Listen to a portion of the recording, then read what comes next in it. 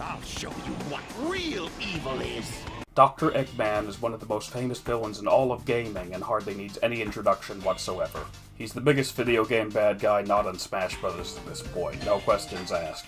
Any form of Sonic the Hedgehog media, he's there in some form. He's in it right from the start, where none of Sonic's friends were, and he sticks with the series for the long haul. When they cut the cast down to the bare essentials in the old cartoons, they just have Sonic and Eggman, maybe throwing in one other character depending on the media in question. The only terribly notable game Eggman didn't make it into was Black Knight. I don't think he was exactly missing much by passing on that game. In this video, I'm going to be looking through Eggman's many appearances and giving my thoughts on which he's the best in and which he's the worst in. How Eggman fares doesn't necessarily mean the quality of the game or cartoon itself is good or bad, as I'm just looking at how Eggman is in each of them specifically and ignoring the rest of it. I'm sticking to Eggman's more notable game appearances, meaning the ones he has dialogue in, or just the games that are more important in Sonic's history. I'm also going to be including all of the cartoon Eggman on this list, but not the comics. We're going to be doing this list top to bottom, best to worst. So, without further ado, let's go over Eggman at his very best.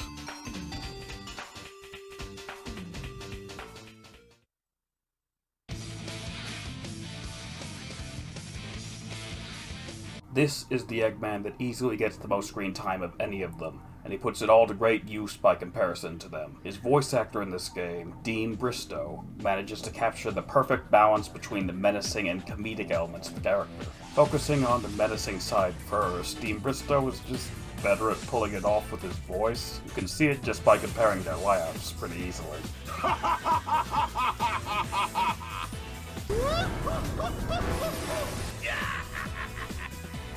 He talks in a very over-the-top fashion, placing more emphasis behind his threats than Mike. And it just sounds like he's having a lot of fun with it. He also hams up the dialogue a bit to get in that more humorous side of the character, too. Behold my floating masterpiece, the egg carrier! But when he makes a threat, it actually sounds like he's making a threat.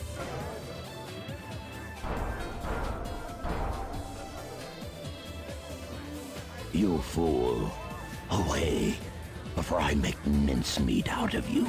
Aside from the voice acting, just look at this high-quality render of Eggman on top of the egg carrier, and tell me that's not the most menacing he's ever looked in one of the video games. Since Eggman works with chaos in this game, the stakes feel much higher as you can see chaos becoming more and more powerful throughout the story, taking new forms with more Chaos Emeralds. Most of the time, it's all or nothing, but you can really see the progress Eggman is making in this game rather than him just sitting in a fortress waiting to be defeated. Eggman is a legitimate player in the game's story, rather than just a boss. The man is perfectly willing to get his hands dirty in this game. After Sonic comes out of the casino, Eggman sicks some sleeping gas on him in order to make him drop his Chaos Emeralds. You'd wonder why he didn't just kill the guy, but I guess that just makes Sonic's rings pop out and wake him up with how Sonic logic works. In all of the other classic Sonic games, Eggman tricks Knuckles off camera, which isn't too terribly exciting. This is the one time we get to see it in person. Of course Eggman knows that Knuckles can't do much to defeat Sonic beyond generically hit some switches and laugh, though, so he doesn't just assume Knuckles will defeat Sonic like some other stupid interpretation of himself might. Instead, Eggman takes advantage of the chaos when they fight each other to steal the emeralds while they're distracted. Ha! Like taking candy from a baby! Eggman's boss battles are some of the best he's ever had in this game. Having two big impressive mech boss battles, his gigantic egg carrier ship that makes for what's arguably the most memorable base he's ever had, and even several impressive robots that are actual characters themselves in their own right, complete with their own boss battles. That's not to say that Eggman does not have a comedic side in this game.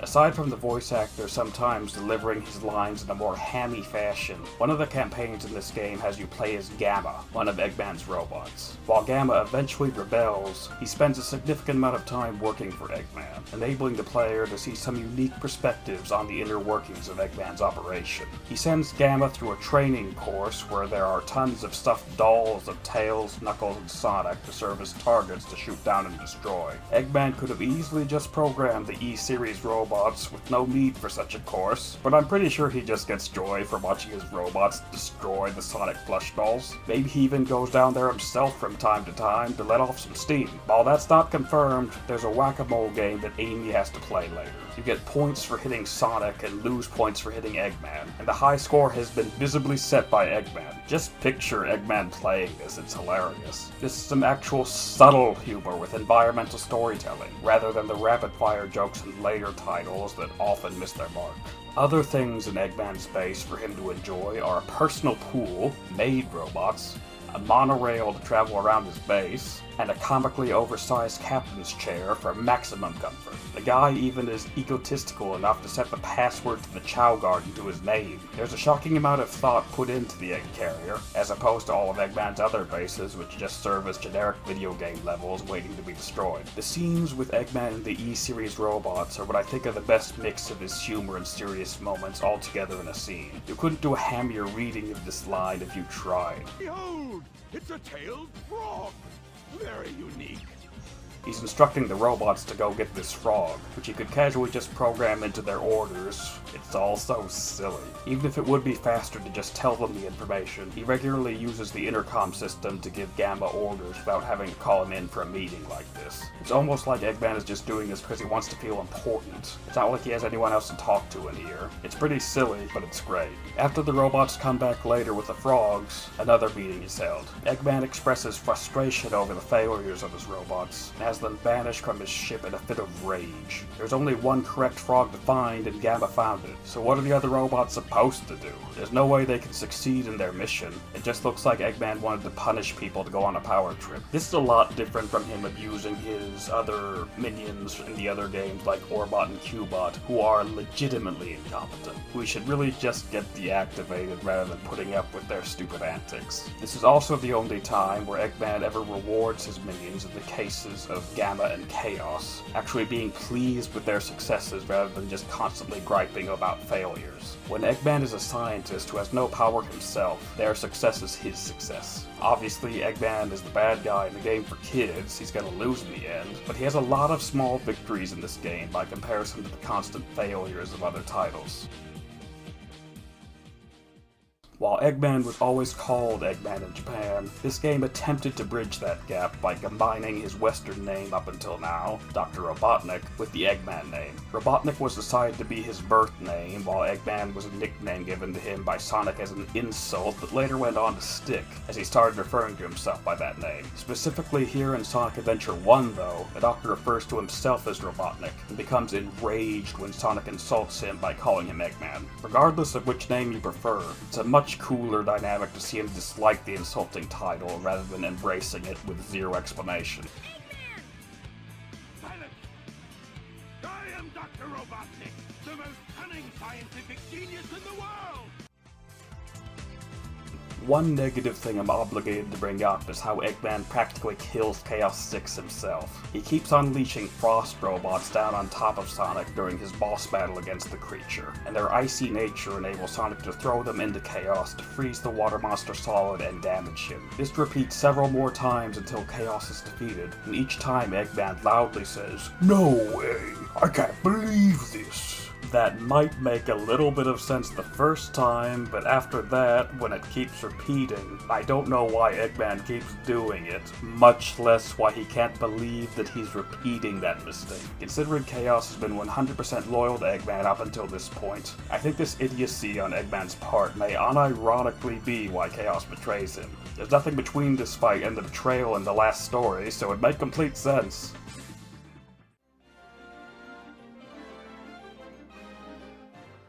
Mike Pollock struggles a lot more to pull off being intimidating by comparison to the other Eggman voice actors, only able to tap into Eggman's goofy side most of the time. That said, it's not all on him, but the scripts he's given. Most of the games where he's been the voice actor have just had silly scripts that haven't called for Eggman to be menacing in the first place. This game is the one exception where I think that Mike Pollock strikes a good balance between the goofy and serious sides of Eggman, like Deem Bristow did in Sonic Adventure 1. Mike Pollock's Eggman is always pretty goofy, so I'm going to be focusing on his serious side more here. While Eggman is the final boss of Lost World, there's a new group of episodic antagonists like most 3D Sonic games. This game introduces the Deadly Six, who are far from the most popular group of Sonic villains to grace the stage. Regardless of how you feel about them though, we're talking about Eggman's performance here. Eggman starts the game with some kind of magic conch that inflicts pain on the Deadly Six and forces them to obey him. This is already putting Eggman off to a good start,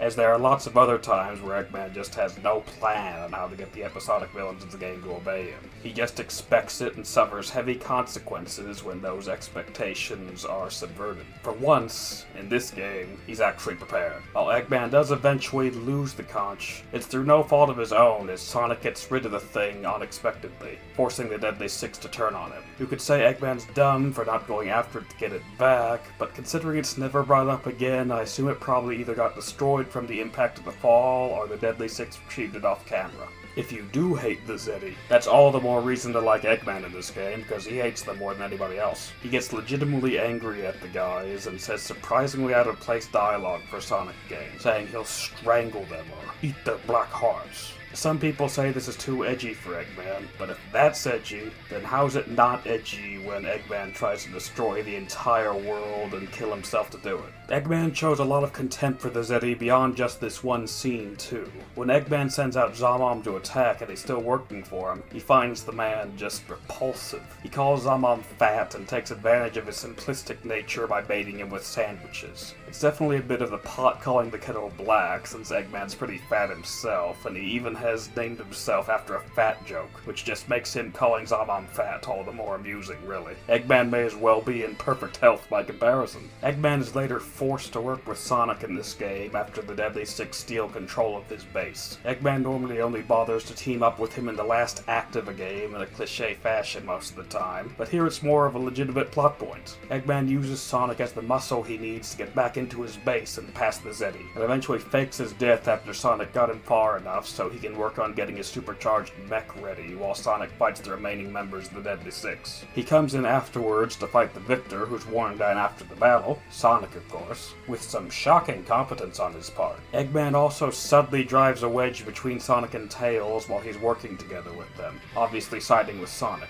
While this is mostly just because of bad writing for Tails, we're just talking about Eggman's character here, so it's still plus points for him.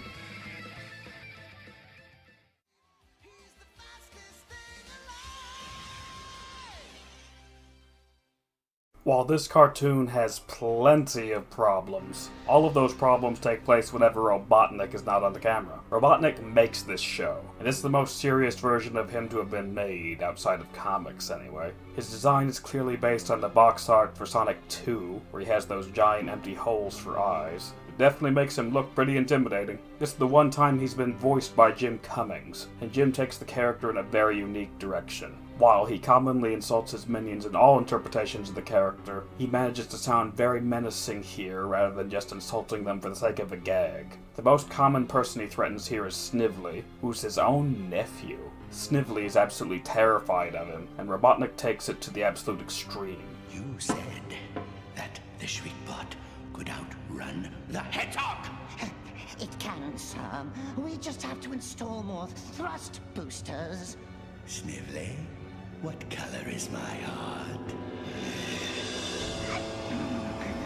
I don't see out, sir. Exactly.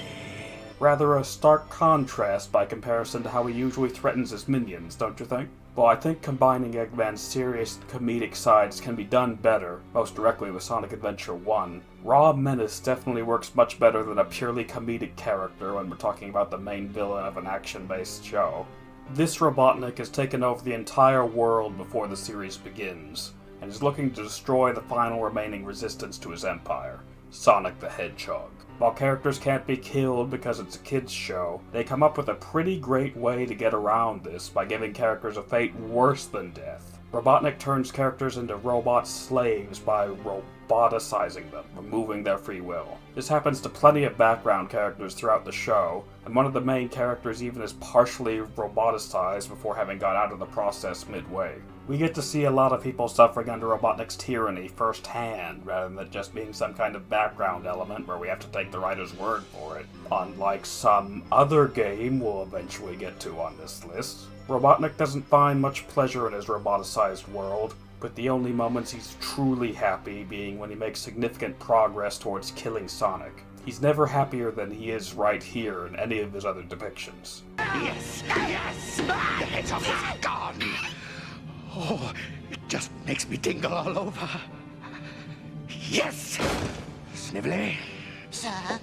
Seal it. Aside from his words, you can also just hear how ecstatic his breathing is between his dialogue. It shows how absolutely overjoyed Robotnik is here.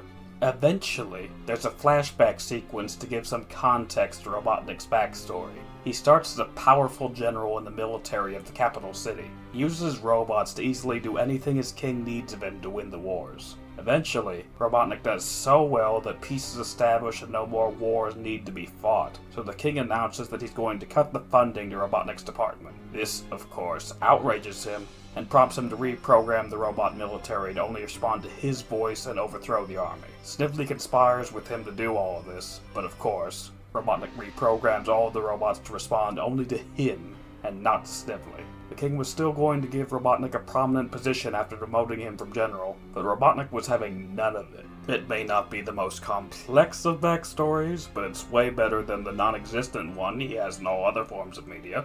This first off, because Eggman is playable, he gets one of those playable character style bosses. Meaning his boss battles are just against him and his ordinary Egg Walker and are really unimpressive. While the developers could have easily had Eggman get out of his playable character mech and get into a boss battle mech for a more interesting fight, that doesn't happen. When playing as Eggman, his boss fights are mirrored and are instead against Tails, completely identical to his normal boss fight. It almost seems like they're just using the assets from the multiplayer mode for these kinds of dumb, playable character boss fights.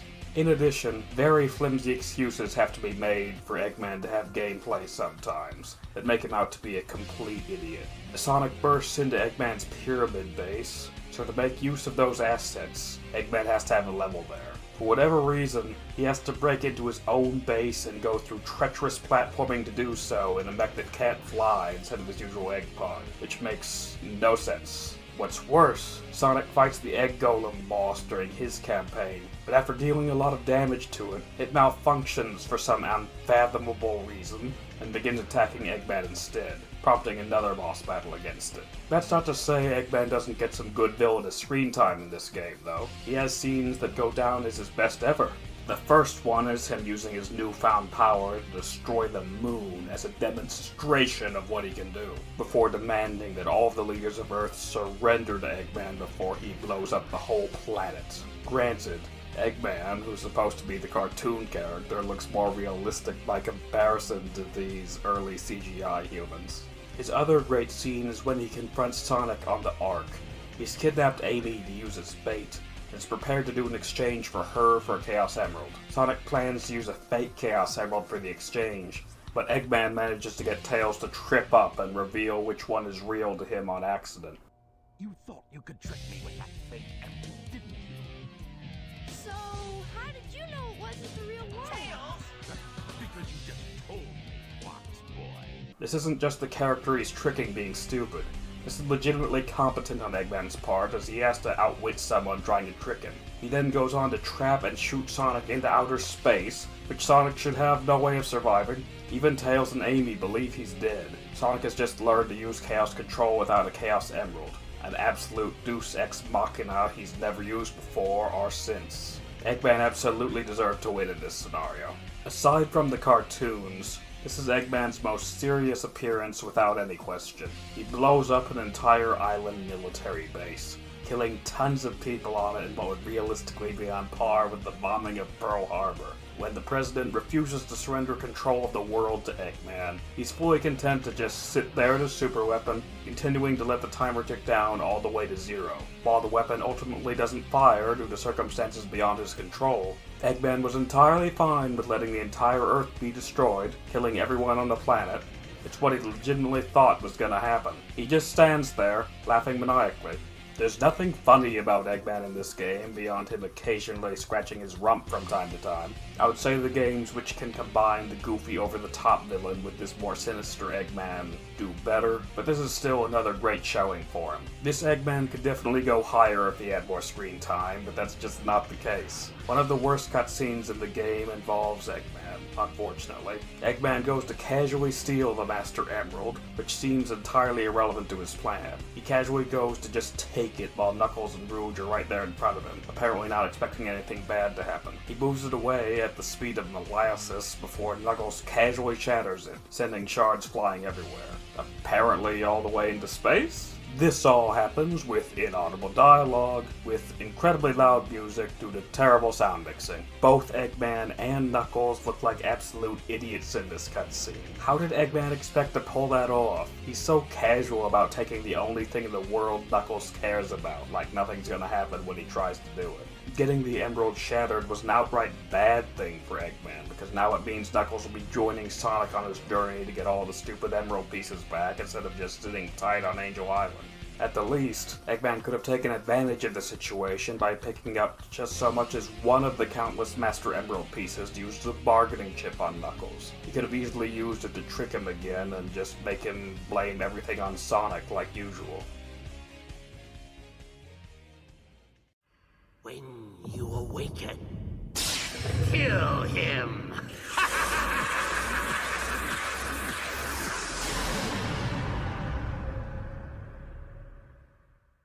This short movie is significantly better than anything in Sonic X, which is the only other anime offering from the franchise. The film starts with Robotnik having kidnapped the president and his daughter, and he forces Sonic and Tails to do a task for him. He feigns that his empire has been taken over by Metal Robotnik and demands they go and destroy a robot generator that will apparently destroy the world if left unchecked. While Sonic is suspicious, Eggman has hostages, so Sonic is forced to comply with his request. To the surprise of absolutely nobody, Metal Robotnik is just a mech piloted by Robotnik. But Sonic doesn't realize that, so Robotnik can take advantage of his stupidity. Metal Robotnik's design is honestly one of the best I've ever seen for one of the Doctor's creations. I think it's way more badass than the Death Egg robot, as iconic as that mech is. The cape and wings serve no realistic purpose, but they do make it look far more intimidating than Robotnik's usual fare. Metal Robotnik gives Sonic a legitimately impressive anime fight, something that doesn't exist elsewhere in any Sonic media.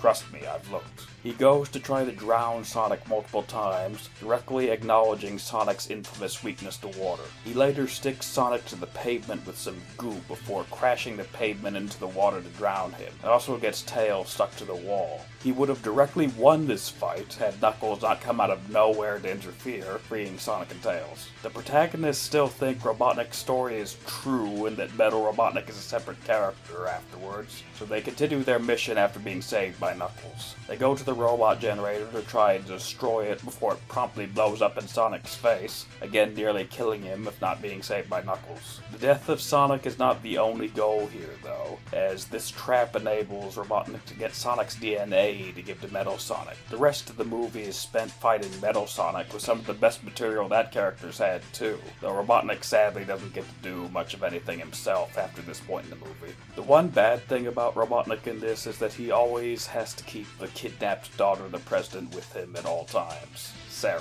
There's a lot of obnoxious slapstick with her where she sometimes abuses Robotnik and it gets pretty annoying pretty fast. That said, Robotnik isn't putting up with this for nothing though, as he's trying to make her forcibly marry him.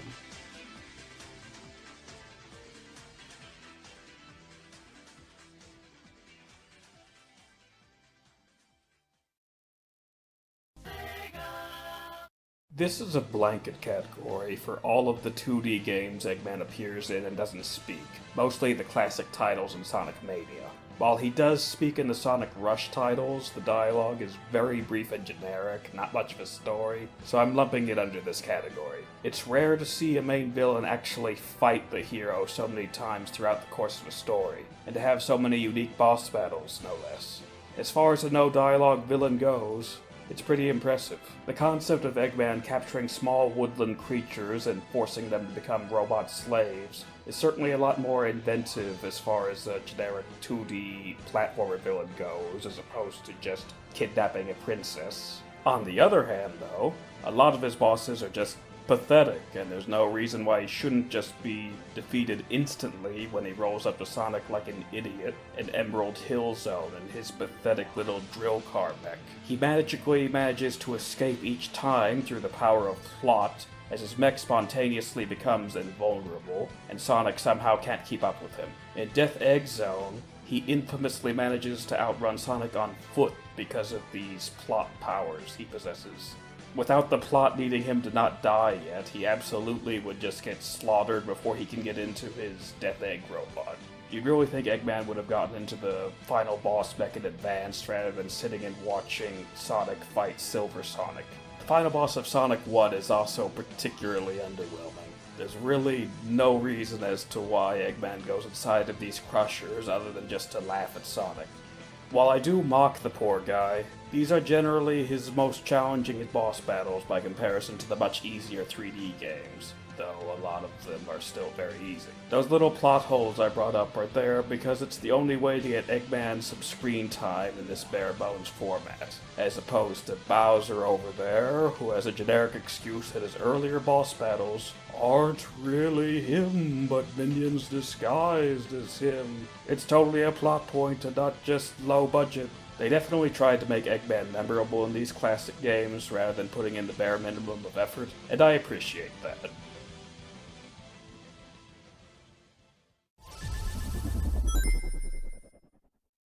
This is a very brief cartoon, and with all episodes combined, it still only totals to about 11 minutes. In addition, Eggman has no dialogue in it, so the fact this cartoon is this high speaks more about Eggman's other appearances, more so than the quality of this cartoon, if we're being honest. The first episode has Eggman act like a wily coyote kind of character.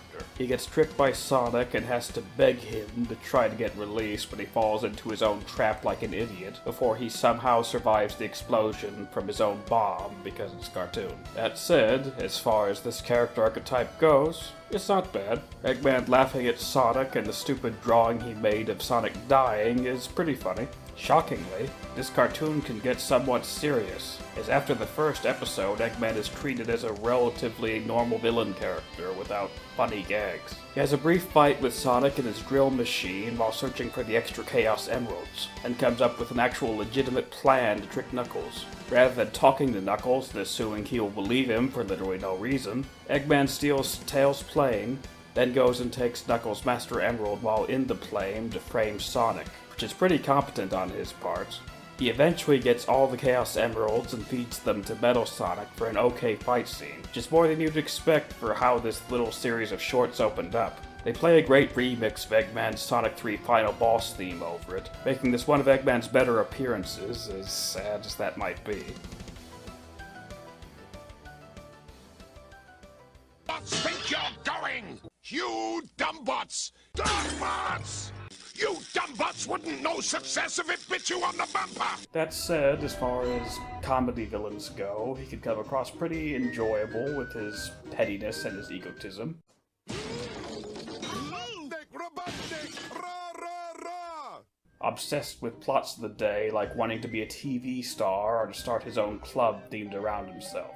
Robotnik can potentially invent things that are actually useful in some episodes, like mind control devices, guns that make people slow, force field generators, intelligence rays to make people geniuses, and even give himself superpowers. Of course, they're all used in stupid ways, are entrusted to Scratch and Grounder, meaning they all get wasted. The show is at best when playing up Robotnik's ego, but sometimes it plays up his patheticness instead. Say whatever you want about Mike Pollock, but he's never outright cried like a baby when he loses a song.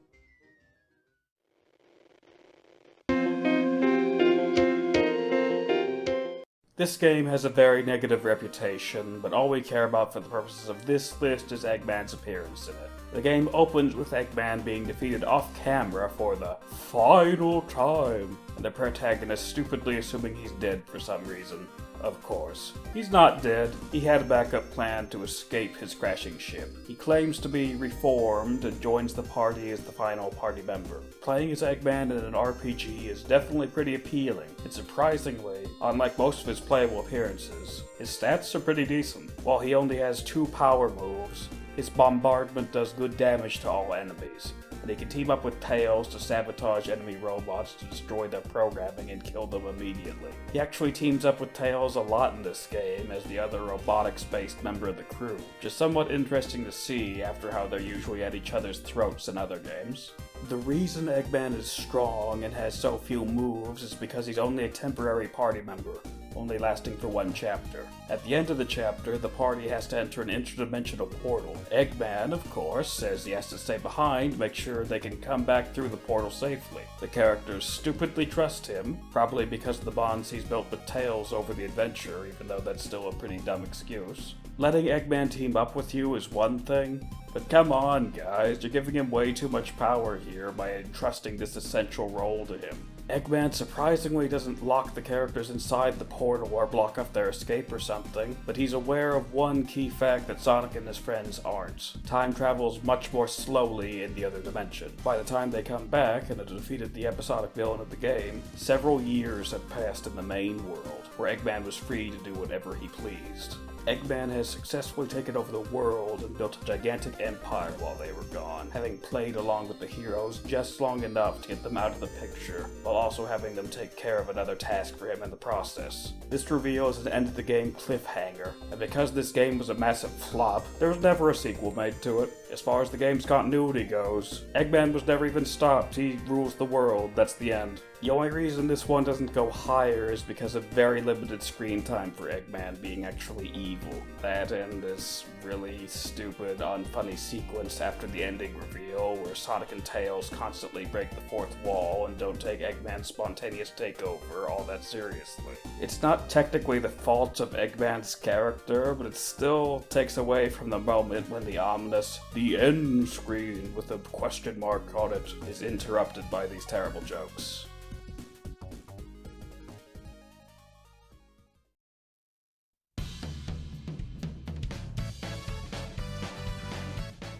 This game has a great premise as Eggman reunites with the classic version of himself and uses a time-destroying monster in an attempt to correct his mistakes in past games and kill Sonic. The generic ancient evil creature doesn't even betray Eggman for once and stays completely loyal to him. Unfortunately, this plot is primarily just an excuse for Sonic to go through locations and bosses from old games though, as the narrative in this game is extremely limited. Eggman has very little screen time in this game. The two Eggman coming together is interesting, but I like it more so when they're complementing each other rather than fighting each other. This cutscene where the two of them are trapped in a white void in the ending is pointless and drags on for way too long. It portrays the classic one in particular as an idiot. Having Eggman meet his past self has a lot of missed potential. The issue is that both of them are voiced by Mike Pollock in a completely identical manner, rather than any attempt to make them separate characters. I know that most of the other Eggman voice actors were dead at this point, but Jim Cummings is still alive and kicking and doesn't exactly seem hard to get a hold of. There's a joke that hit a lot of people the wrong way with classic Eggman insisting that nobody calls me Robotnik anymore, when he was called that all the way up until Sonic Adventure 1 in America. It may technically be true in the Japanese canon, but having classic Eggman be completely identical to the usual Mike Pollock Eggman feels rather insulting to the character's legacy.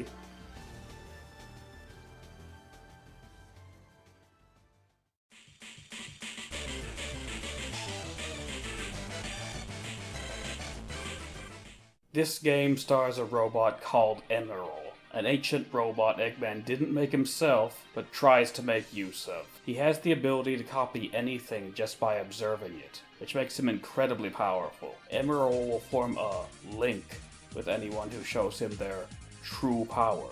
after which he will obey everything they tell him. Without this link, Emerald does almost nothing at all. Eggman is the first one to find Emerald, but he throws him out like a useless hunk of garbage because he doesn't respond to anything he does. Which I honestly can't blame him for that much with what he knows. Eggman even extracts Emerald's data from him before he throws him out, and uses it to make copies of him. So he did about as much as you could reasonably expect him to do without having that knowledge of how Emerald's links work. Of course, Eggman's copies of Emerald are not nearly as powerful as the real thing and largely serve as generic Goombas during the game. Eggman eventually figures out how the links work as the other Sonic characters all fight to gain Emerald's allegiance, and in the ending of the game, he manages to snatch Emerald back for himself. Demonstrating his power, Eggman uses a gigantic cannon to fire a beam strong enough to destroy a planet at some stars, instantly vaporizing them. This causes Emerald to copy the ability, but for unexplained reasons causes Emerald to turn into a super weapon instead of forming a link with Eggman. Emerald tries to destroy the Earth and ignores Eggman's commands, despite how the link command is supposed to work. Can you really say Eggman is at fault here for the established rules of the game that have been followed for the entire duration of it being broken?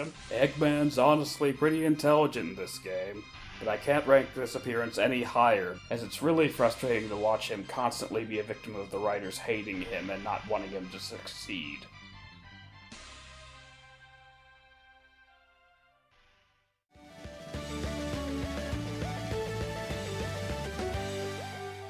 Sonic Colors is a very simplistic game plot-wise. Despite being so late in the series' history, the story cuts down the core characters to just Sonic, Tails, and Eggman, like this is Adventures of Sonic the Hedgehog or something. The entire game takes place in Eggman's latest base, an amusement park version of Eggman Land. There's very little conflict, as Eggman for the most part is just sitting in his base waiting to be defeated like a generic video game boss. Some of the announcements Eggman makes over the intercom during the levels and gameplay can be funny, but that's the only real enjoyment you're going to get from Eggman in this game, because there's not much to be had during the cutscenes. For most of the game, Eggman is seen working with Orbot and Cubot, with a running gag of working on Cubot's voice chip.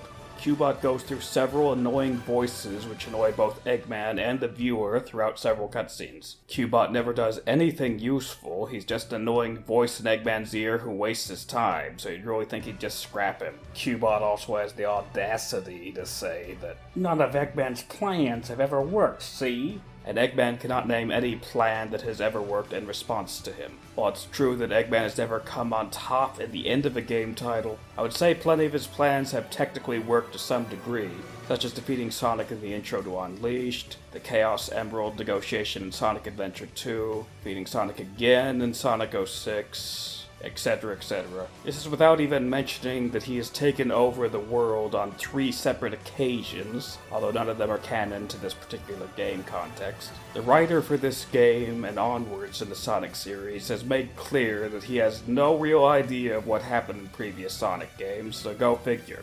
The worst scene in this game for Eggman is shortly before the end of the game. Sonic and Tails have even worse characterization than Eggman in this game, with Sonic insulting inanimate objects and Tails having an unfunny device powered by Google Translate. Eggman comes up with a pretty average joke about the stamps you need in amusement parks to come back in, with a joke being he's going to pound said hands with his giant mech's hands. Sonic lambasts Eggman for his pun and tells him to get serious because Eggman's pun was just that bad apparently.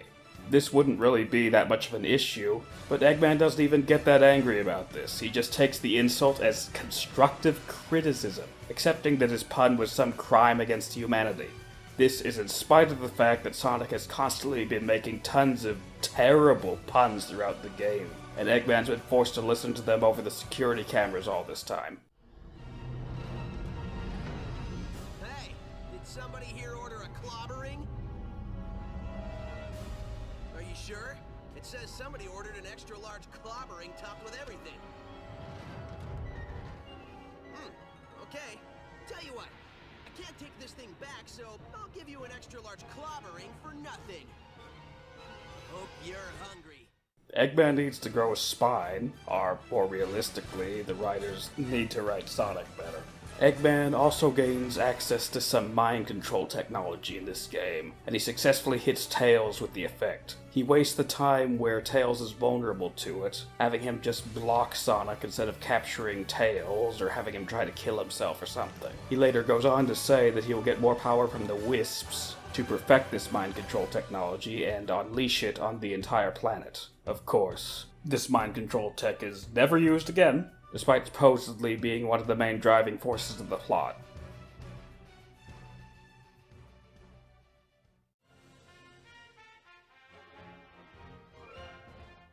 The introduction of this game is certainly an enjoyable moment for Eggman. It is animated with a very high budget, which probably would have been better spread out throughout the rest of the game, rather than all spent in a cash explosion right here. Regardless, it's a nice sequence of Sonic breaking into a space base of Eggman's. All hope looks lost for him as he grovels at Sonic's feet like Dr. Wily, but this is a trap to lure Sonic into position and capture him. This device of Eggman's is powerful enough to stop Sonic in his super form and extract his Chaos Emeralds from him. Eggman then blasts Sonic into outer space, which, to be fair to Eggman, absolutely should have killed Sonic.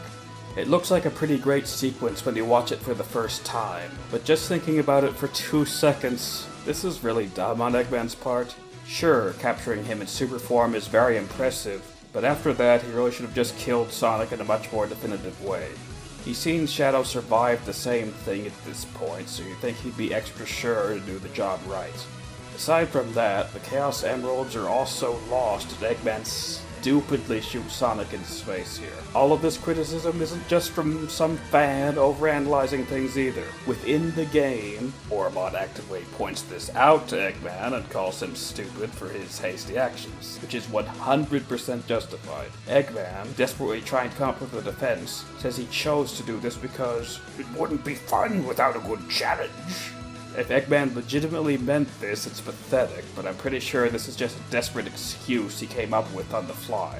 I will say that some of his scenes with Orbot in this game can be genuinely funny, but they're all completely at Eggman's expense, and Eggman's character is what I'm judging here.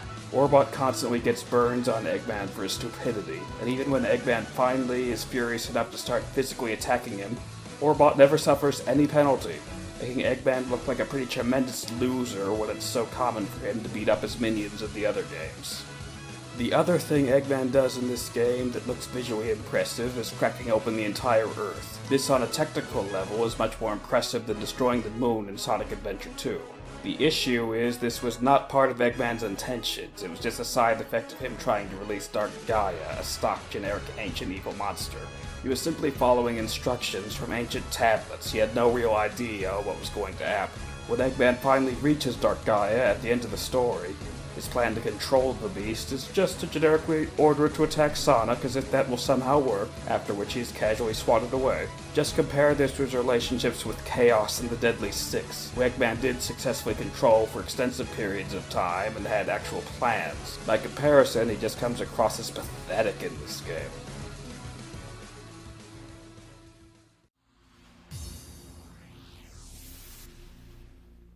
Eggman is barely in this game whatsoever, and is not even the main villain of the plot. The game doesn't really have a villain beyond neutral robots from Babylon. He intends to control these robots, but feigns that he doesn't know what they're doing when confronted, so that Sonic and company don't beat him up. To be fair to Eggman, that's somewhat competent on his part, as he just comes up with excuses to make the other characters ignore him as he continues his own goals. At the same time, I can't give him much credit when he doesn't even accomplish anything. Eggman just sort of drops out of the plot after a certain point, but he doesn't do anything to embarrass himself in this game for once.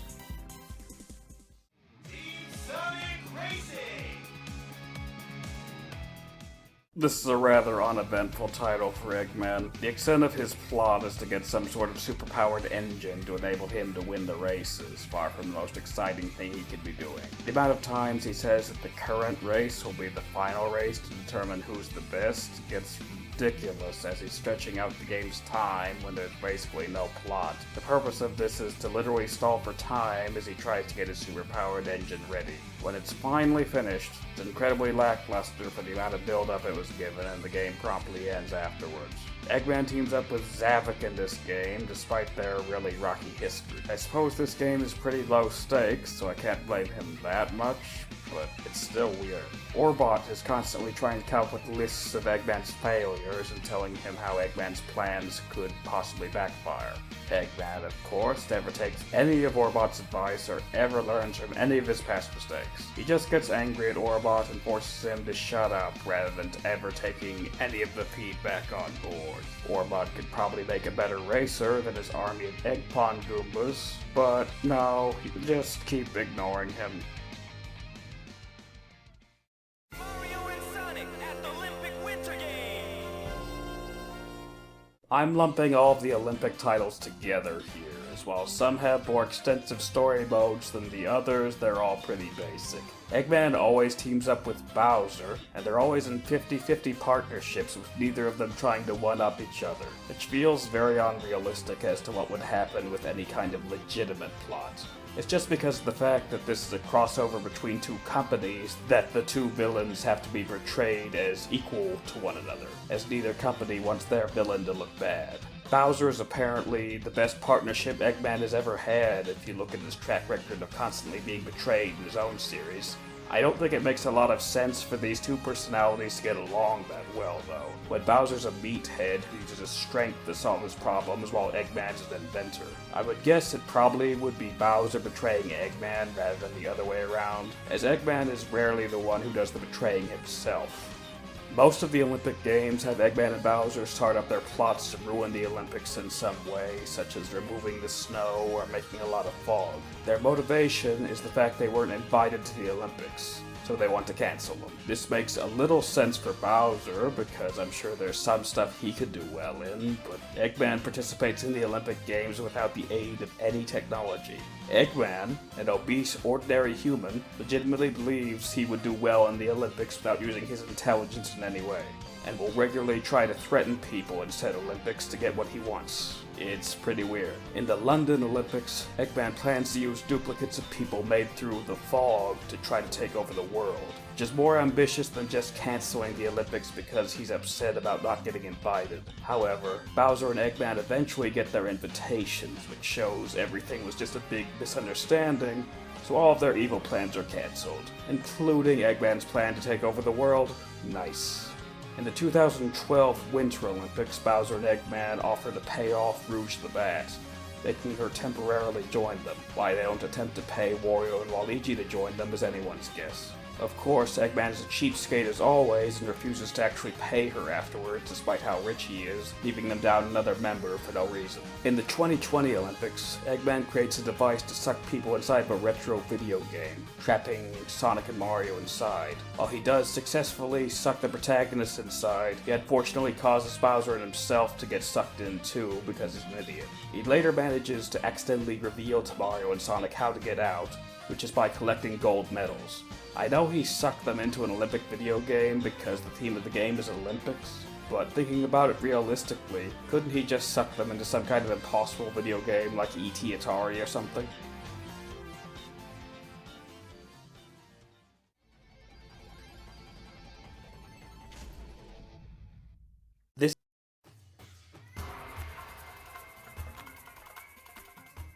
This character is not technically Eggman, but some alternate universe version of him that looks exactly like him. He's an Arabian king, but is not a villain. He's just an unlikable jerk who is needlessly aggressive to everyone he talks to for no real reason. He needs to be saved by Sonic, and is mostly just a generic cameo role for Eggman. You can consider this ranking an insult to all of the other Eggman that go below this one, as there's zero positive traits to this Eggman that make him enjoyable in any way, but his limited screen time means you can't hate him all that much. His role in this game is so minor that he doesn't appear in the sequel game whatsoever, Sonic and the Black Knight.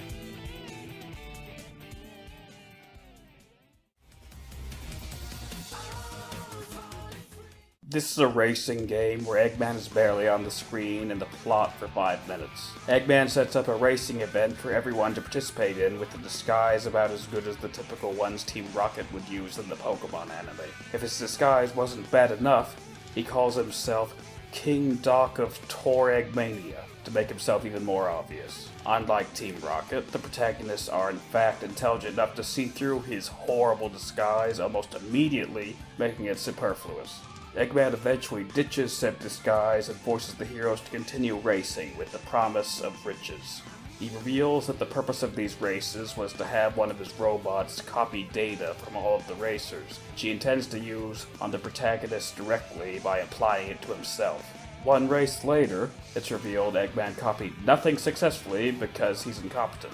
Metal Sonic, his own creation, managed to steal the data and use it for himself, similar to what happened in Sonic Heroes. You really think Eggman would reprogram Metal better after Metal betrayed him in that game and did the exact same thing, but this is modern Eggman we're talking about here. Metal Sonic also loses, and Eggman doesn't have any money to pay anyone, forcing everyone to go home. Shockingly, he suffers no repercussions for his actions because everyone had fun! Despite Vector's only real character trait being that he's greedy and wants money, and the fact that Vector has beaten Eggman up for money before, once again in Sonic Heroes. Eggman is very lucky that he didn't get beaten up again here. What's more, Eggman is acting like this whole scenario is some kind of big failure, but Eggman still has the copied data stored within Metal Sonic.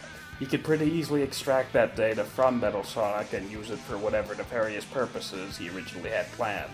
The fact that he's so defeatist at the end of the game is implying that he probably isn't going to do that, which means he hasn't realized that, which is really stupid. All that Eggman would have even gained from winning the race is not having to pay people their winnings. He didn't suffer any penalty for not having to pay that anyway, so it just makes 0 sense.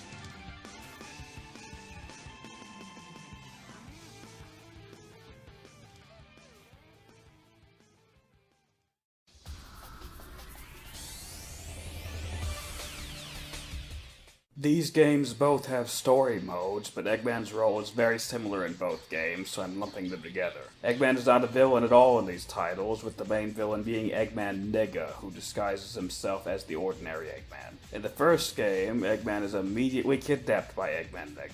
To be fair to the regular Eggman, Nega has the most ridiculously overpowered ability in the entire Sonic series that no character could really compensate for in Sonic Rivals 1. Eggman Nega has a tacky camera that can turn anything it takes a photo of into a helpless card. This camera is so absurdly powerful that it works on anything, including entire planets, with no restrictions at all. In the second game, Eggman Nega lacks the camera, but is still disguising himself as Eggman all the time. Nega has all the boss battles, while Eggman just serves as support to Metal Sonic and Shadow, giving them intelligence from the sidelines. Because Metal Sonic can't talk, Eggman largely uses Metal as a sock puppet to talk to Shadow.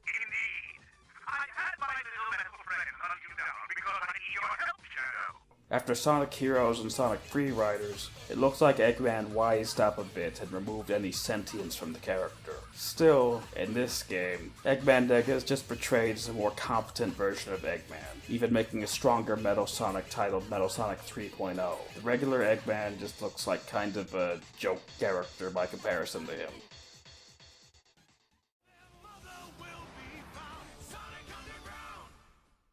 This is the Robotnik from the horrible Sonic Underground cartoon. He is very obviously based on the Jim Cummings Eggman, sharing the same design and already ruling the world just like that other version of the character. His voice actor, Gary Chalk, is generic rather than the menacing one provided by Jim Cummings though. He does still already rule the world, but he's a much more lenient leader in this cartoon. How would I know where Sonia is, sir? Because she's your fiancée. Sir, you can hardly hold me responsible for her actions. And I think my yearly contributions to your cause prove my loyalty. In the other version, his goal is to turn everyone into robots, while in this cartoon, he's a borderline benevolent leader who is only trying to kill the protagonist's rebels, and allows people to live normally who sufficiently donate to his cause. Giving Robotnik good publicity as villain could work, but not in such a simplistic cartoon like this one. Nearly everybody insults Robotnik and calls him Robotnik, to the point he even sometimes refers to himself as Robotnik.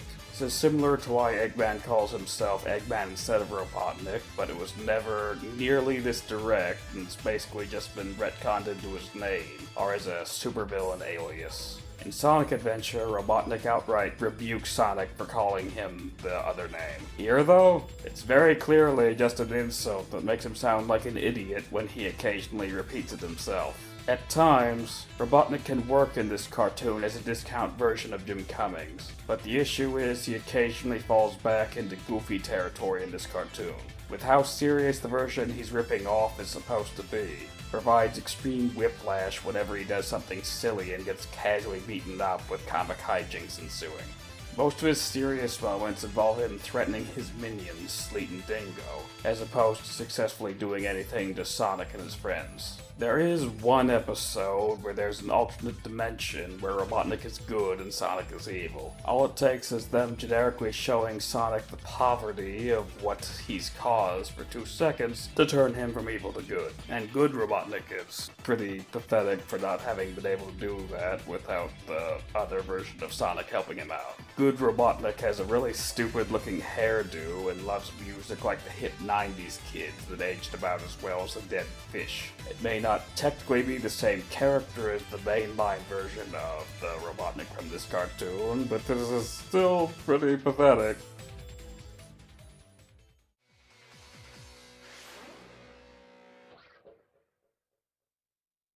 Eggman hosts a race in this game. I'm sorry, it's not just a race, but it's a special race to see who's the fastest, because that is 100% different from a regular race. All entrants must pay 1 Chaos Emerald as entry fee to the race, and the winner takes it all. When the Chaos Emerald fee is paid up, Eggman doesn't just take them and run, no, he wants to get some generic ancient treasure that he has no idea what it is. Said treasure ends up being a completely useless magic carpet, which shows Eggman shouldn't obsessively go chasing after every ancient prophecy he hears about. He has kind of a bad track record with that if you haven't noticed. He could have used those Chaos Emeralds to make some kind of superpowered mech, or even use them on himself directly or something, but no, he's gonna use them to get a magic carpet. Eggman kidnaps Amy at one point during this game, on foot. Eggman has no tech on him or anything, he just casually grabs Amy and uses her as a hostage. Everyone is stupid in this scene, not just Eggman, but Eggman is still stupid for assuming the other characters will be stupid. Eggman is a completely normal human as far as powers, whereas even Amy has strength and agility beyond what a normal human can have. What's he gonna do? Punch her? Sonic can casually free Amy without this over-the-top tornado attack. Eggman shouldn't even be able to kidnap and restrain Amy in the first place. I have yet to mention the absolute worst thing about Eggman in this game, though. This is a racing spin-off game, so that means Eggman is playable. So, what do you think Eggman's melee range special attack in this game should be? If you said anything involving technology, you're wrong. Eggman's special move is farting on people. That's right, no need to use that big brain of his, just appeal to the lowest common denominator of humor. Even stereotypical fat guy Zomom doesn't feel the need to fart on people, that's apparently Eggman's territory now. In Smash, all of the hacks use Ganondorf as the base character when they hack in Dr. Eggman. But I don't know why that's the case, clearly it should be Wario instead. When Eggman grabbed Amy earlier, I guess everyone was just too afraid of how bad his farts smelled to do anything about it. That's why Sonic had to attack from a distance. Maybe that tornado was just trying to blow away the bad gas?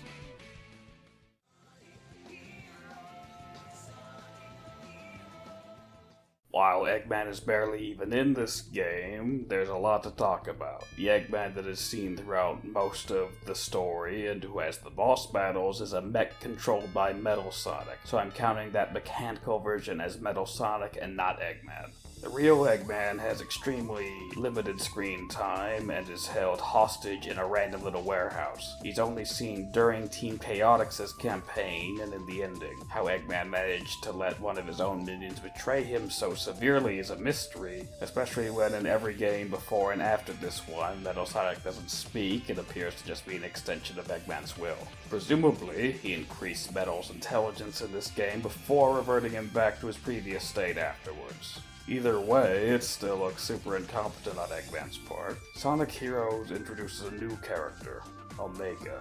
Omega is another robot built by Eggman who rebelled against him, giving some credibility to the theory that Eggman was playing around with improved AI during this game. Omega's entire goal in every game, starting with this one, his first appearance, is to kill Eggman. You'd think he would have learned from how Gamma and the Egg Golem turned out, but no. Eggman's still terrible at programming good AI. It's a shame, too, because Omega is probably one of his most competent creations if it weren't the fact he were always trying to kill Eggman. This is all what happens before the events of the story even begin, though. As far as during the game, Eggman anonymously contacts Team Chaotix and employs them to work for him. He has them do many completely meaningless tasks for the sake of having gameplay, like snuffing torches, capturing hermit crabs, and collecting other useless garbage for the sake of testing their abilities. One time, Eggman will even not allow Team Chaotix to progress unless they destroy all of the robots within the level. And I know that Metal Sonic currently has control of his robots, but he would presumably have access to them again once he's free from his prison, so he's just basically crashing his own robots for no reason.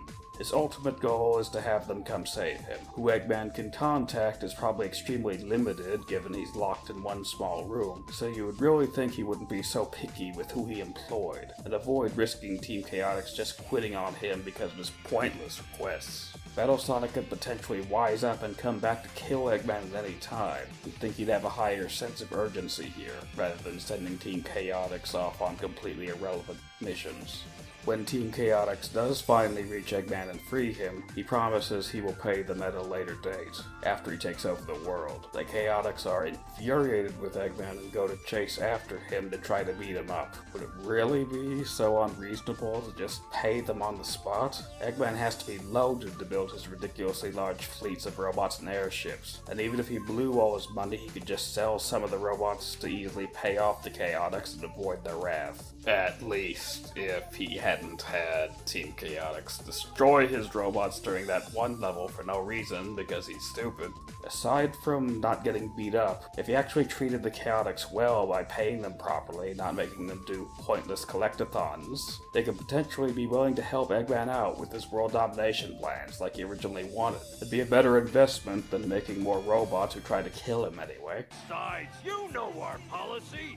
We never turn down work that pays. The real Eggman is barely even in this game, but there's absolutely nothing positive about him in it, and still tons and tons of negatives. Although the voice actors obviously don't make the scripts, this was a very sad note for Deem Bristow to go out on after his great performances in the adventure titles.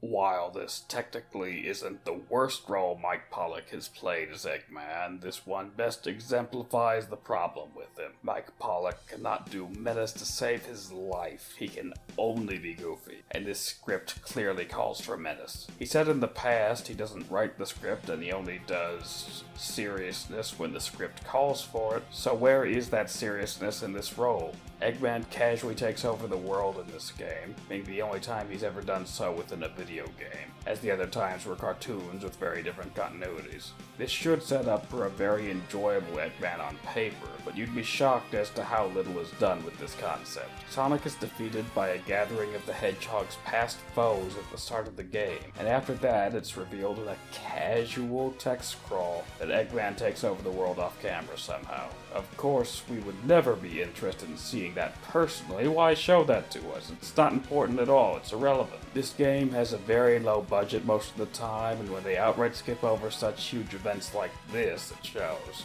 Eggman doesn't kill Sonic, but he keeps him in a prison where he is supposedly being tortured off camera for months, which we also don't get to see, and we have to take the game's word for. I can understand Eggman wanting to revel in his victory over Sonic, but all he does is just say, "Nice," when Sonic gets the stuffing beat out of him. Yeah, it's some satisfaction, but that's it. That's the entirety of his satisfaction right there, just one word. The character who gets entrusted with torturing and guarding Sonic in prison is Zavok, while we don't see any personal involvement from Eggman at all. Zavok has betrayed Eggman before, so this is already a very questionable decision on Eggman's part.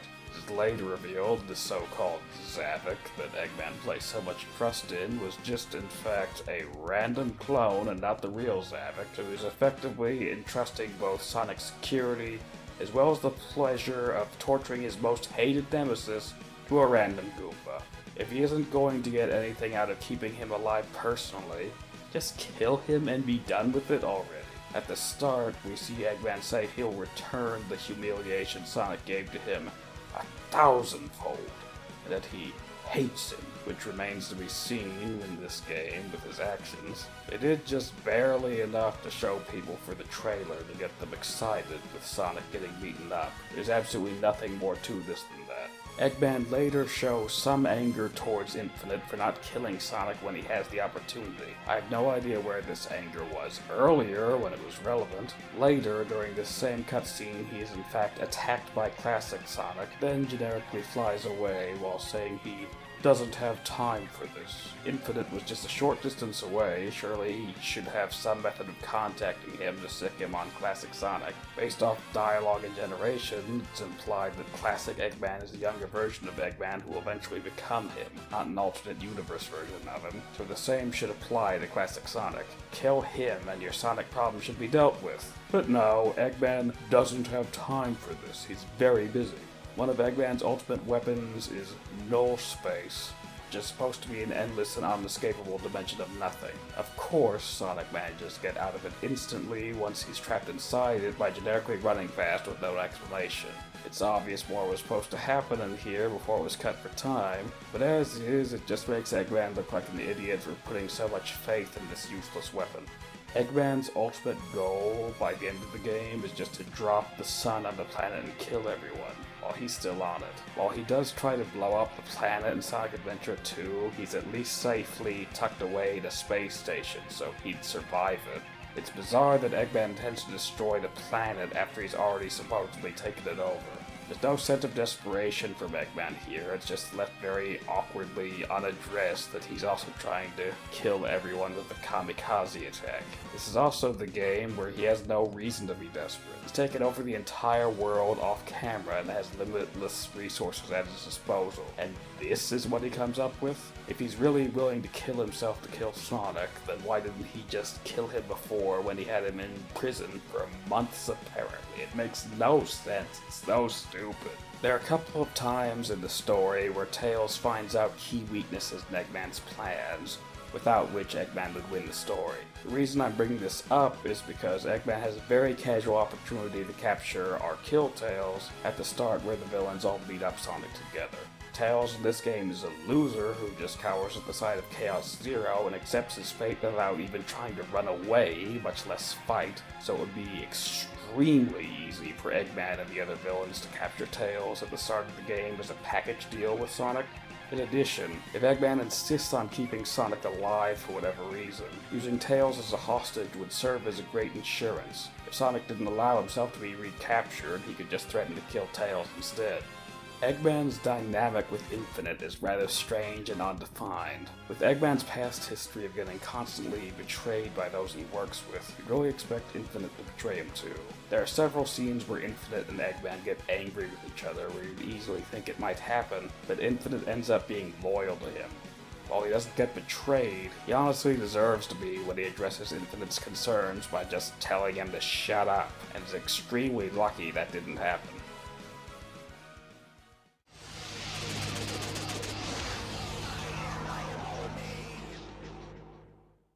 There are many different paths the player can take in this game, many of which involve little to no appearance from Eggman. When he does show up, though, he's at his absolute dumbest. When Shadow meets Eggman in the lava shelter, he can choose to help Eggman out by raising the defenses of his base, or directly attack Eggman and antagonize him. The fact Eggman even needs Shadow to randomly come along and do platforming tasks to make his base be defended makes no sense and is obviously just an excuse for gameplay. However, the real stupidity starts after the level is over. Regardless of which path Shadow chose, Eggman actively goes to attack Shadow even if Shadow tried to help him. Why Eggman would want to attack one of his only potential allies in these games is beyond me, especially if Shadow went on a path to actively choose to help Eggman. It just shows that the player decision means nothing and the budget for the game is limited. That's obviously why. When Shadow goes to fight this mech, it's a casino machine. When it's fought, it's the final boss of the story, so this is apparently Eggman taking his best step forward. It has several reels which are stopped by hitting buttons on the outside of the mech. These buttons are far out of Eggman's reach for him to push, they entirely exist for the opponent to use. Several of these slots on the mech produce rings, which are only useful for Eggman's opponents. There's even reels with pictures of Shadow's face on them. They're clearly made for Shadow. If it lands on Shadow's face, he gets more energy to attack him with. I guess their purpose might be something to do with Shadow's androids, but that's a big stretch. In addition, the target of the casino slots is also, for some reason, determined by controls on the outside of the mech, so Eggman can't even choose where he's aiming. If the player does this boss correctly, all of Eggman's attacks will target himself, because of how utterly idiotic this mech is. This boss was obviously designed for gameplay alone, as it makes Eggman himself look like he's too dumb to live if he personally designed this thing as his ultimate attempt to defeat Shadow and Omega. Eggman taunts Shadow by telling him that he is just an android rather than the real Shadow, deliberately trying to confuse him. If he wanted to go that route, he could tell him that he could help him get his memories back or something to manipulate him. As the way Eggman does it, he isn't trying to really get anything out of it, he's just taunting Shadow and making him angry, needlessly burning the bridge for his relationship with that character. Eggman loses more than just an opportunity to make an alliance here, though. Eggman loses his life. What? Goodbye, Doctor.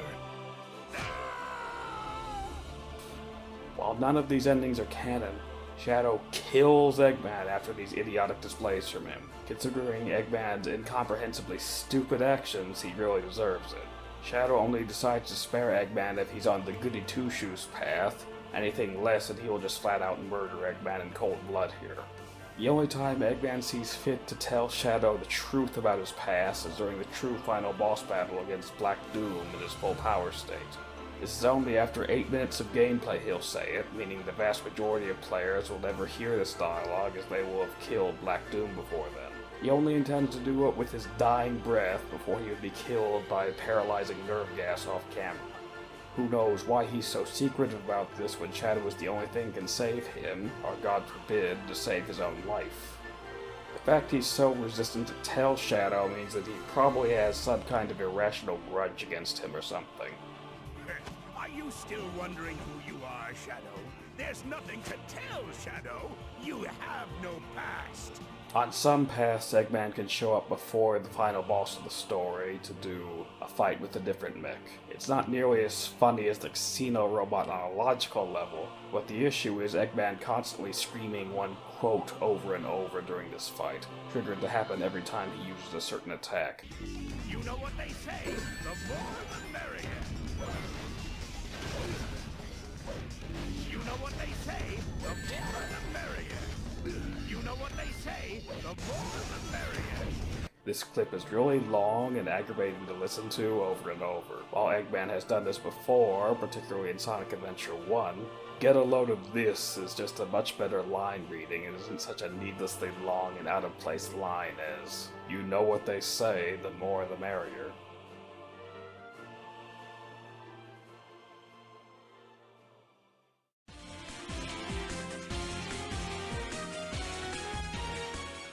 This isn't the main infamous Sonic Boom game that everyone knows, but one of the 2 sequels on 3DS. I'm not going to blame this game in particular for the Sonic Boom Eggman design, since it's just following in the footsteps of the game that came before it. There's plenty Eggman does bad in this game regardless. First off, he captures Sonic with this crane-like device on his egg pod, while dragging him off somewhere where he's completely helpless. He could drop Sonic into the water, go up thousands of feet into the air before dropping him to kill him that way, or just bring him to his lair and kill him there. So what does he do when he's captured Sonic? He challenges him to a race in order to try to humiliate him by beating him in that race.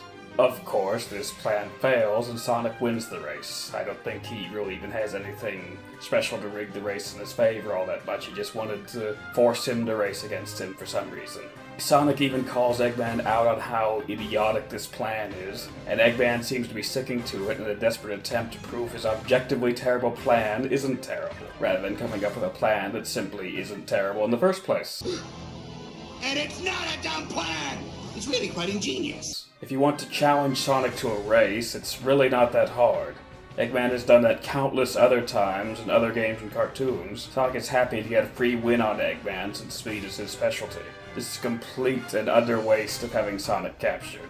Eggman later captures Sonic again, along with the rest of his friends, desperately clinging on to him to try to save him. It looks like that scene from Toy Story with the claw machine. What does Eggman do with this opportunity? He just lets them go, for no discernible reason.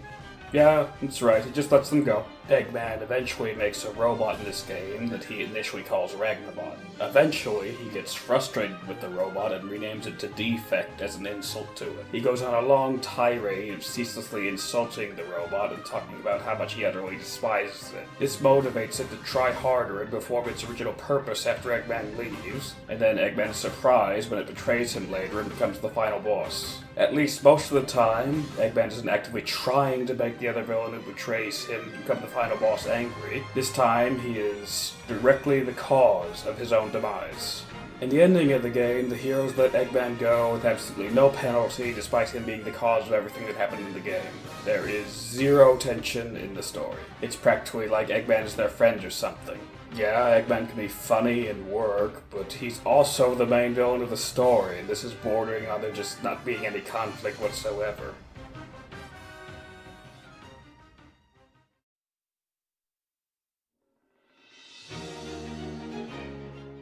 Attacking Sonic 06 is the epitome of beating a dead horse, but Sonic 06 Eggman isn't this low just for show, he really is that bad. His design is one of the worst out of every incarnation of Eggman ever made, as he's randomly made very realistic and he's barely even all that fat. He looks like a freak stuck in the middle ground of being a cartoon and a person. If you don't believe me, look at how baffling he looks if you hack the game to remove his goggles. Mike Pollock is told to voice Eggman in a more serious manner that more emulates his usual generic narrator voice, like it was lifted straight out of Ratatouille.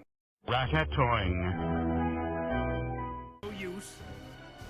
It's too powerful for you to overcome. That's where our story takes place, in the heart of this city. Now, allow me to introduce you to my latest creation. He basically just talks normally in this game without any of Mike Pollock's comedic elements whatsoever. He's supposed to be serious, but he just sounds like an ordinary guy for the most part. It's just boring. As for what this version of Eggman actually does, he spends most of the game generically kidnapping Elise multiple times as if she was Princess Peach while Sonic goes off to rescue her time and time again. While he's intelligent enough to build all of these warships, he's somehow idiotic enough to crash his own ship and get himself killed. No escape pod or anything. Yeah, Eggman actually dies in this game because of his own stupidity. Albeit it's off camera. Sonic isn't the only one who canonically dies in this game at some point, and what a pathetic way to go this is for Eggman. Sonic has to time travel to save Eggman because he also killed Elise in his idiocy. The other awful scene is that in this game, Eggman is capable of generically inventing a time machine and making indestructible walls that Sonic, Tails, and Knuckles cannot destroy. He gets them in a trap, then he sends them to the future where Silver is with his own method of time travel. He didn't think to go to the past to kill Sonic more directly in case this plan didn't work, or in case he came back somehow, of course. ignoring all of the many ways Eggman could have used time travel in a more interesting fashion, like he would later do in Generations, or doing something like just killing Sonic directly when he has him trapped. Let's just assume that his plan worked. In this particular moment, Eggman thinks he has successfully gotten rid of Sonic and his friends forever. What does he do after that? Does he celebrate or revel in his villainy? No. We get absolutely nothing out of him. He just continues talking to Elise as if nothing important had just occurred. It's utterly pathetic. I guess being happy about the defeat of your arch nemesis is just too unrealistic for this very serious Eggman.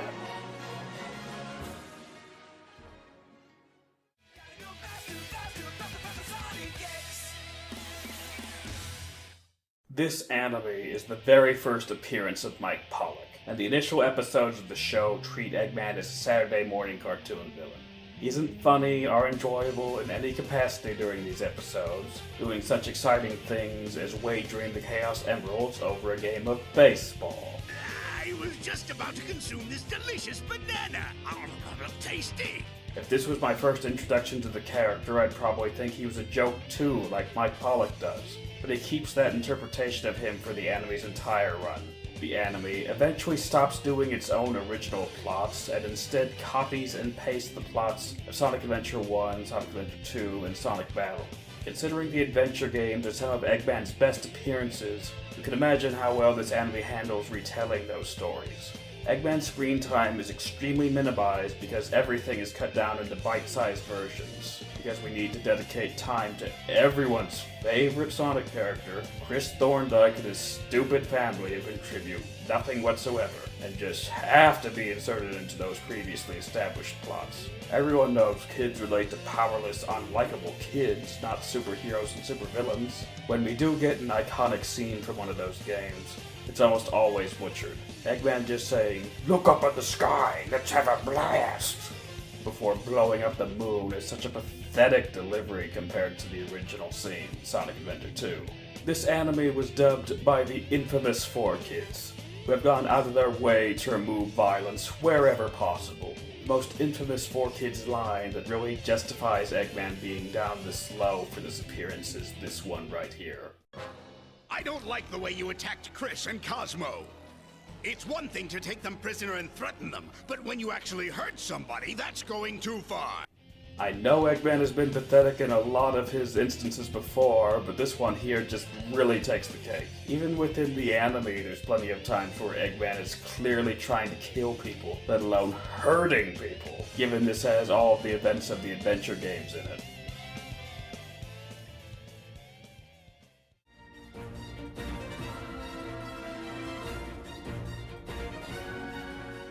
Sonic Boom Eggman is even goofier than usual, going with a rather flamboyant approach that's supposed to be funny but doesn't come across that way. Mike Pollock has outright said that he goes out of character and just talks normally sometimes when voicing Sonic Boom Eggman because he's just having fun with it. What's next? You're gonna allow cutscenes, flout the 5-second rule, step on... And what no one has commented on in these commentaries is how sometimes I drop completely out of character. Voice-wise, not everything else-wise, but really easy. When he does the asides are no longer in his voice. They're in my voice, and that is a conscious choice. The redesign randomly makes this version of Eggman very muscular rather than fat, which is a weird choice when he still has absolutely no physical presence and has to rely on mechs as usual. His name is a fat joke. Why is he not fat? It's at least better than this horrible concept art that threw Eggman's design 100% into the garbage. But the fact this trash was even considered shows the state of mind the Sonic Boom developers were in. Eggman is at first presented in this game as a typical Saturday morning cartoon villain acting on his own, but later meets the far more serious villain of Lyric. He just shows up with no plan to get Lyric to obey him. He just comes up to Lyric and demands that the guy call him his boss. Eggman falsely claims he's the one who awoke Lyric for some reason, maybe as some kind of stupid attempt to trick Lyric. Regardless, Eggman folds very quickly when Lyric takes control of the robots that Eggman intended to use to threaten him with. Lyric flips it around and forces Eggman to be his slave, with nothing in it for Eggman beyond Lyric allowing him to live. You'd think Eggman wouldn't help Lyric at all after such an order, but he comes crawling back to him like the loser that he is, doing his bidding like a minion. While Eggman has been betrayed by people he worked with many times in other games, he's never outright been reduced to a sniveling minion of someone else. This is really a new level of patheticness for him. Eggman eventually wises up and chooses to betray Lyric by bringing Metal Sonic up to try to attack him. Lyric uses his already demonstrated ability to take control of any robotic AI to immediately bring Metal Sonic to his side, and casually laughs in Eggman's face. If this hadn't been shown already, I'd understand, but Eggman is just a dunce. He's practically giving Metal Sonic to Lyric, he's so stupid. He's already taken control of your robots once before, why do you expect this to be any different? Lyric goes on to send Metal to generically attack Sonic, and Metal gets defeated and deactivated. Eggman is very lucky that Metal wasn't completely destroyed in this attack, but the only reason he doesn't being that Metal can't die, because no character is allowed to die in these games. He needs to generically show up in the next one. Eggman goes to attack Lyric once again by bringing him back with manual control so that Lyric can't take it over. Third time's the charm, I guess. He then attacks Lyric by firing missiles out of his mech at him, which all somehow miss Lyric when he's standing perfectly still because Eggman is too stupid to aim properly. Both Lyric and Tails mock Eggman for being the absolute idiot that he is, before Lyric leaves and Eggman has a boss fight against the protagonist instead. Eggman gets one final scene where he shows up for 2 seconds while Lyric and the protagonist are having their climactic fight at the end of the game. He fires a missile into Lyric's back, saving the protagonist. His mech then falls over like it's in some horrible state of disrepair and Eggman is in some kind of pain or something. Why? The idea is supposed to be like Eggman is firing one last shot when he's barely conscious after it was damaged in the boss battle several in-game hours ago or something, but that's not how mechs work. If he wasn't such a loser, surely he'd be able to kill both Lyric and the protagonist here with this golden opportunity. Is the mech seriously in that bad of a state of disrepair? Was it really trashed that badly? If it is in such horrible a condition, I don't know how it would have even got here in the first place. Regardless, he has plenty of time to repair it.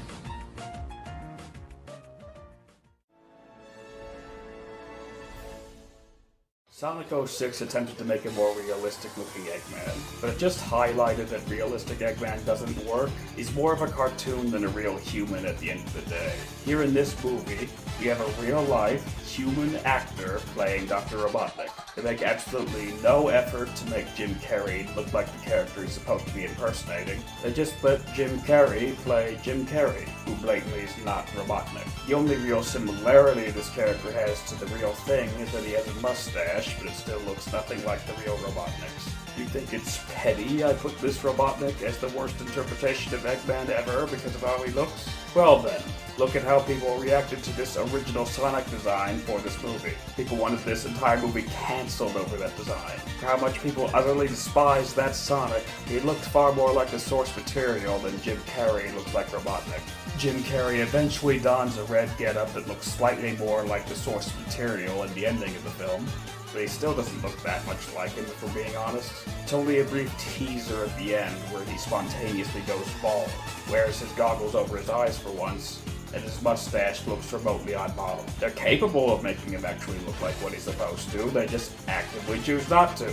Who wants to see Dr. Robotnik in a Sonic movie? We're here for Jim Carrey being Jim Carrey. As for how this version of Robotnik acts, it's just eccentric and over the top. For how much they wanted Jim Carrey to not look like a cartoon character, he certainly acts like one in this film, even if it's not the cartoon character he's supposed to be portraying. Jim Carrey goes out to have a random dance rave in the middle of everything with no explanation for crying out loud. Aside from his mannerisms, the other part of his character in this film is his cartoonish egotism as he screams at people in their face about how great he is and how insignificant they are. Despite how cartoony he can sometimes act, he'd come across surprisingly edgy with how he takes everything super personally, taking an offhanded remark as a direct insult about him being an orphan when it's impossible the person he's talking to would even know that. Does this Robotnik do all that many stupid things by comparison to the many Eggman incarnations throughout the list to warrant being this low? No. By comparison to how stupid Eggmans can sometimes get, Jim Carrey Robotnik is even somewhat competent. However, this list is ranking incarnations of Dr. Eggman, not just villains in general. And this one sticks out as the worst for so obviously not being an incarnation of Dr. Eggman. While I might have been harsh on Eggman in general on this list, I still think it's worth staying true to his character rather than throwing everything out like Jim Carrey did. The guy is my most wanted character to be in Smash, for Pete's sake. He fit in perfectly alongside the greats like Bowser and K. Rool. Did you disagree with any of the placements on this list? What are your favorite and least favorite incarnations of Dr. Eggman? Let me know in the comments. If you liked this video, be sure to like and subscribe to help support me making more videos similar to this one. Now that I've exhaustively covered Eggman, I'm thinking about going over the rest of Sonic's films.